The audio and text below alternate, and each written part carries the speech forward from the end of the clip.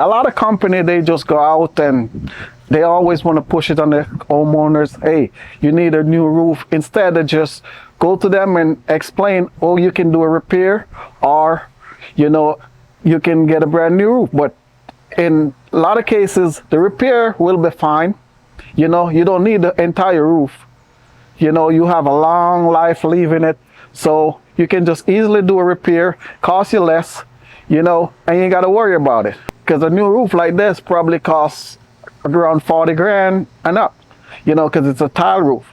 So, we're doing the simple repair that needed, and it's saving the customer a bunch load of money.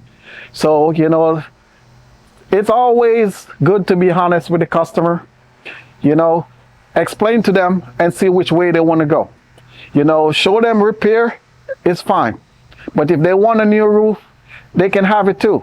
Because a lot of homeowners, they don't have the money. So you got to work with them and make sure, because to how time and things is now, it's really hard. So, you always have to try to look out for your customer and take care of them.